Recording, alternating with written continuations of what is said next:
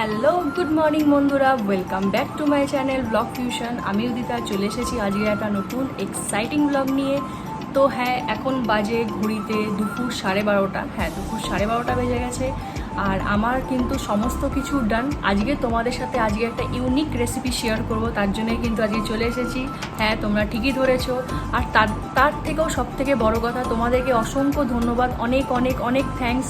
তোমরা আমার তন্দুরি চিকেনের রেসিপিটাকে অনেক লাইক করেছো আর খুব কমপ্লিমেন্ট করেছো, তার জন্য অসংখ্য ধন্যবাদ। তাই তোমাদেরই আবদারে কিন্তু আজকে আমি আরেকটা নতুন রেসিপি দেখাবো। সেটা কি, সেটা তোমাদেরকে বলছি। সেটা হলো পমফ্লেট তন্দুরি। পমফ্লেট তন্দুরি তোমাদের সাথে আমি রেসিপিটা আজকে শেয়ার করব। সেমভাবে ঘরোয়া প্রসেসে, যাতে তোমরা খুব চটজলদি বানাতে পারো। বাড়িতে যখন গেস্ট আসবে বা কিছু প্রিমিয়াম কিছু তোমরা যদি ডিশ ওদের কাছে সামনে সার্ভ করতে চাও, তোমরা কিন্তু অবশ্যই এই রেসিপিটা এই রেসিপিটা করে দেখাতে পারো। তো চলো, আজকের ব্লগটাকে আমি এখান থেকেই স্টার্ট করছি। সঙ্গে থাকো আর দেখতে থাকো আমার ব্লগটা। আর হ্যাঁ, এখনই কিন্তু আমি স্টার্ট করব তন্দুরি কি চিকেন নয়, পমফ্লেট। তন্দুরি পমফ্লেটের রেসিপিটা কিন্তু এখনই আমি তোমাদের সাথে শেয়ার করব।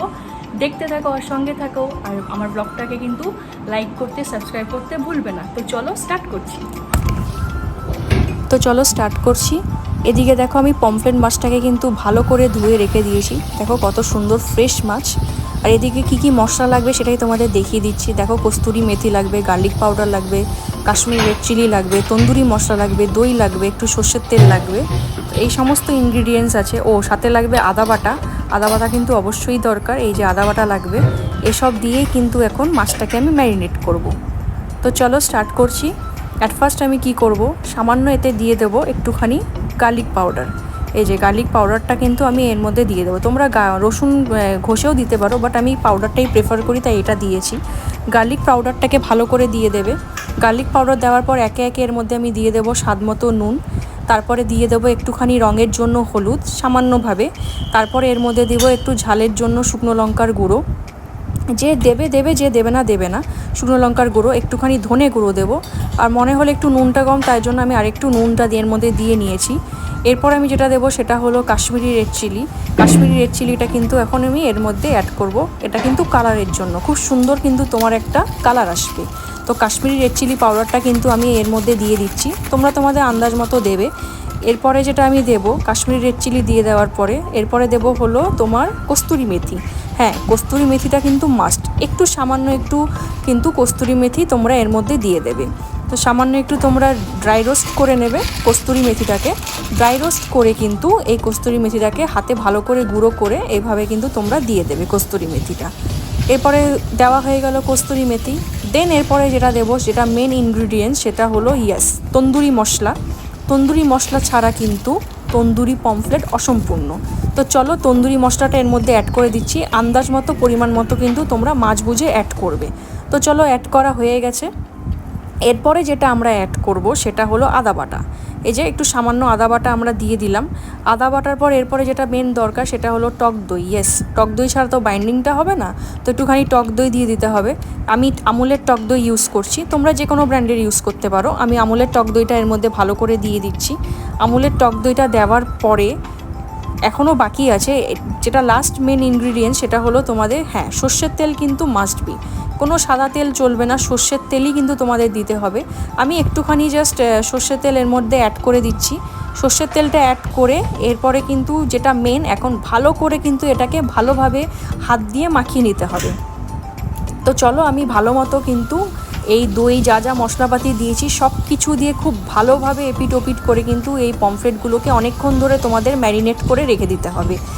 এটা কিন্তু তোমাদের 8-9 ঘন্টা ম্যারিনেট করার দরকার নেই, 1 ঘন্টা ম্যারিনেট করে রাখলেই হবে।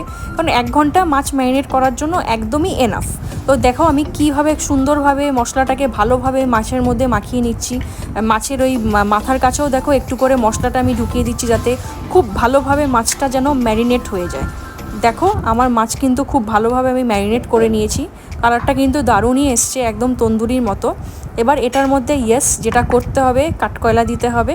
তো চলো, কাঠকয়লাটা এখন দিয়ে নিচ্ছি। এই যে আমি গ্যাস জ্বালিয়ে নিয়েছি।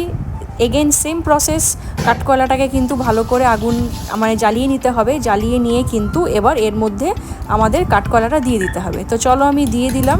সামান্য একটু ঘি দিয়ে এটাকে কিন্তু ঢাকা চাপা দিয়ে রেখে দিতে হবে প্রায় 1 থেকে 1.5 ঘন্টার মতো।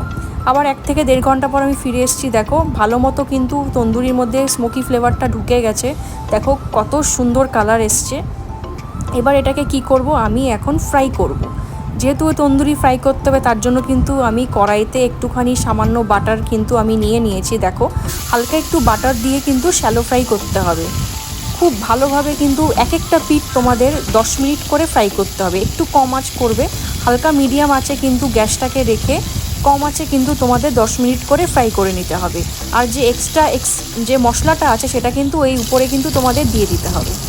দেখো কত সুন্দরভাবে মাছটা কিন্তু এখন রেডি হচ্ছে, মানে দেখতেই পাচ্ছ খুব ভালোভাবে কিন্তু আর এটাকে কিন্তু নাড়ালে চলবে, নাড়ালে কিন্তু ভেঙে যাওয়ার চান্সেস আছে। ইয়েস, কারণ পমফ্রেট মাছ খুবই নরম হয়, তাই 10টা মিনিট কিন্তু তোমাদের ওয়েট করতেই হবে। এইভাবে কিন্তু যে তোমরা যে বাটারটা দিয়েছো, দেখো কতটা বাটার বেরিয়েছে। একটুখানি বাটার আর তেল দিয়ে দেখো আমি কিন্তু উল্টে দিয়েছি। কি সুন্দর দেখো কালারটা এসছে, এক্স্যাক্টলি তন্দুরি কালারটাই এসছে। এইভাবে কিন্তু তোমাদের আরেকটা পিঠেও কিন্তু ভালোভাবে এইভাবে 10 মিনিট, মোট কথা 10-20 মিনিট বা 12 মিনিটের মধ্যে কিন্তু তোমাদের তন্দুরি পমফ্রেট একদম রেডি। চলো এবার এটাকে আমি নামিয়ে নিয়ে একটু আগুনে, অবশ্যই এটা স্মোকি ফ্লেভার দিতে হবে, তো চলো একটা স্মোকি ফ্লেভার আমি দিয়ে নিচ্ছি। দিয়ে নেওয়ার পর কিন্তু আমি দেখো প্লেটিং করে নিলাম। এর মধ্যে সামান্য একটু বাটার দিতে হবে গার্নিশিংয়ের জন্য, দেখো যাতে একটা চকচকে ভাব আসে।